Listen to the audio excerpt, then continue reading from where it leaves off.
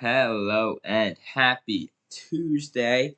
As you may be able to see, I'm repping my Spurs because Spurs are safe. That is right.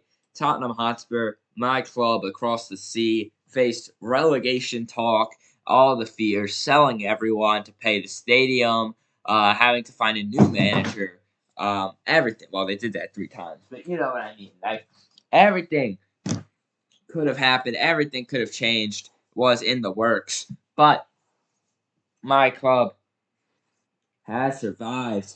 Uh, all of it, really. We are getting bantered all year round for this, but we finally survive. And the banter now is, oh, you barely survived. And I don't care how close it was. I don't care where we end up next year on that we're not in Europe. It doesn't matter to me because we survived, right? It came down to the last weekend. West Ham won 3-0. Obviously, our players didn't know this, but that means we needed at least a tie, and we beat Everton 1-0. Everton only had one shot on target, so after that first goal, nothing really mattered because Everton, even if they scored, they would have needed to score twice, and they had one shot on target the whole match, which is abysmal. They had 10 chances, by the way.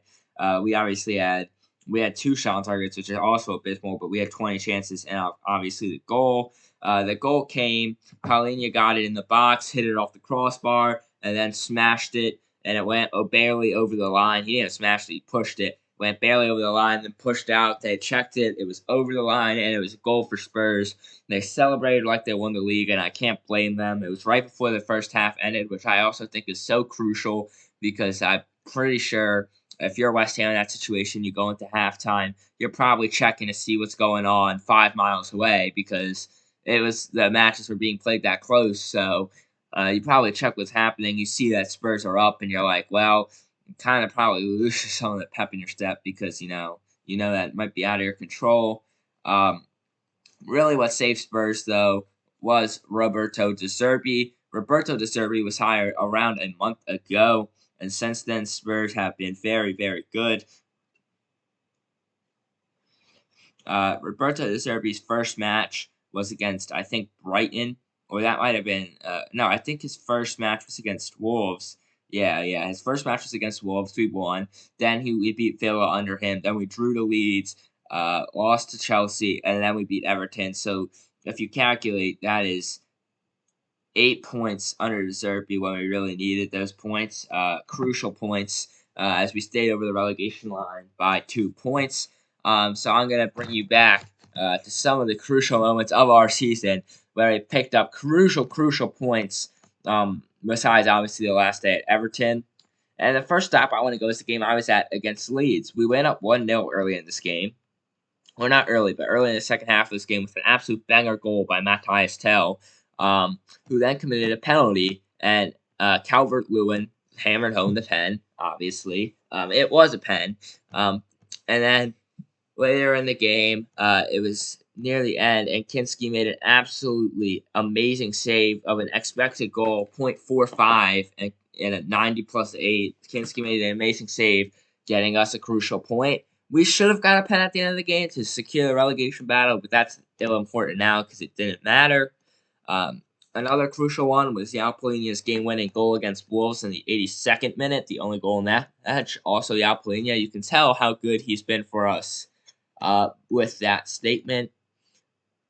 More crucial moments, obviously, back in March, Richarlison's goal in the 90th minute to tie Liverpool in Liverpool. That was an absolutely massive goal for us because, again, 90th minute, picked up a point. That was a huge point. Now we look and we've stayed up by 1 point. And actually, the legend is that Richarlison steps up in the relegation battle. Like he did for Everton all those years ago when he was just a young lad. So crucial point there. We're back in February now. One of my favorite matches I watched this season, the 1st of February, Semenyo scored. This is one of his first games with City in the 44th minute, right before halftime. We go to halftime down 2-0. I'm feeling down and out. And then we come out in the second half. Solanke scores just 8 minutes in, giving us life. And then in the 70th minute, he scores again for his brace, ties the game at 2-2, and we see out another crucial point. You see how, like, these games that we're barely getting points out of have come so crucial because that's at least 3 draws I've referenced now, and we stayed up by just 2 points. Obviously, against Burnley, Romero's game-tying bicycle kick in the 90th minute that bounced in to give us a point. That was another huge point, right? 90th minute, we're down 2-1 against the relegation side, and Romero, our captain, hammered it home on a bicycle kick. That was huge for us. You look back to games like we beat Crystal Palace by 1 with a 75. We're not with Archie Gray's first goal. That was a fun one to see live. I love that kid. He won our Player of the Year award because he did everything right. He played. I think he played almost every position besides goalkeeper this year. He's an impressive lad. He might be our captain in the future, to be honest. We look our 2-0 win against Brentford. That was a big one. Xavi's first Premier League goal. That was fun. I love that guy. Hopefully he comes back stronger. We look at another great goal. Oh, I think this was Cuddy's bicycle kick, 90 plus 5. Yeah, the other one wasn't the bicycle kick. That was the header. So this one against Newcastle in December was the bicycle kick that bounced in. This was when Cuddy actually scored a brace. Yeah, we were down 1-0 in the 75th. Cuddy scores in the 78th. They responded in the 86th. We were down 2-1, and Cuddy responded in 90 plus 5 for another huge point. We look at the United game. We should have picked up 3 points here. Richarlison scored a banger to go up in the 90 plus 1, and then we concede 5 minutes later. So a crucial point.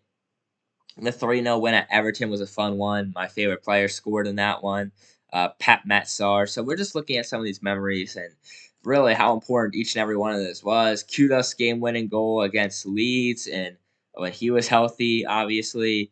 When Yao Plina, this is one of our most shameful moments of the year when we drew Wolves, who got 20th place, I think, when he scored in the 90 plus 4 to draw Wolves and pick up a crucial point. Obviously, we look back and the 3-0 win against West Ham was all important. Uh, and then, obviously, the start of the year with Richarlison's bicycle kick. And when we beat City, yeah, I totally forgot about this. When we beat Man City in Manchester earlier this year, some huge games from us. I'm really proud of this club, and even though it's a shameful position to be in, so I don't know if proud's the right word, but the passion shown by certain players like Mickey Van de Ven and Yao Polina, not Cuddy Romero, he needs to leave. I love him, but like you're our captain and he almost didn't come to the last match of the season just because he was hurt. That doesn't make sense to me. Cuddy, Yao, Kolo Muani needs to leave our team immediately. I never want to see his face again in a Spurs shirt. He is the devil.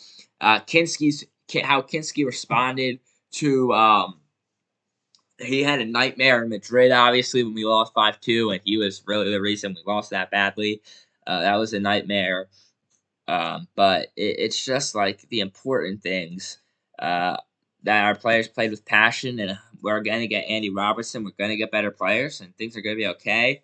But some quick shout outs that helped West Ham actually go down is when, let's say, Arsenal beat them a few weeks ago and they tied the game. West Ham actually should have picked up a point there, but they called a BS foul on their equalizer in the 90 plus 5, which you cost them a point. That would have been we only win by 1 point. Then we look when they when they well no that one I'm trying to find another one where they got cost crucial points.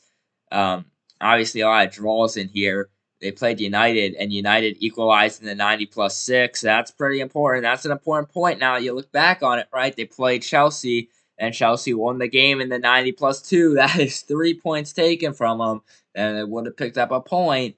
They beat us, obviously, at once this season, but we beat them too. Nottingham beat them in the 89th minute. I mean, you look at the minutes of these goals, and it's just crucially after the 75th time and time again. So it just shows how important those last 15 were for Spurs this year. We were really good in the closing stages of a lot of these matchups.